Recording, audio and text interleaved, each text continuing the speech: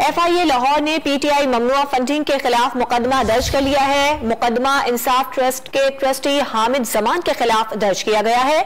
हामिद जमान को गिरफ्तार करके तहकीकात का आगाज कर दिया गया। इस पर बात करेंगे डॉन न्यूज के नुमाइंदे वसीम रियाज से। वसीम, बताइएगा कौन कौन सी दफात लगाई गई हैं? जी देखिए, बिल्कुल ममनुआ फंडिंग केस में एक स्पेशल टीम जो है वो तश्कील दी गई थी और लाहौर में FIA को ये इख्तियार दिए गए थे कि वो इस हवाले से तहकीकात करें और जो इसमें मुलविस अफराद हैं उनको तफ्तीश के दायराकार में लाएं। इस पर तफ्तीश की गई और मुख्तलिफ लोगों को जो है वो तलब किया गया और एक रिपोर्ट मुरतब करने के बाद अब जो PTI के बानी हैं हामिद जमान, उनको गिरफ्तार कर लिया गया और उनके खिलाफ FIA ने बाकायदा मुकदमा भी दर्ज कर लिया है। ये पहला मुकदमा जो लाहौर में दर्ज किया गया और उसके बाद FIA की टीम ने इनकी रिहाइश का जमान पार्क वारिस रोड पर जो है वो कार्रवाई करते हुए इनको गिरफ्तार किया और इनको हिरासत में लेकर मजीद तफ्तीश जो है वो की जा रही है। इस हवाले से FIA की टीम का कहना है कि तफ्तीश में मजीद हकाइक सामने आएंगे, जिसके बाद मजीद गिरफ्तारियां भी जो है वो मुतवक्के हैं। बहुत शुक्रिया आपका वसीम रियाज।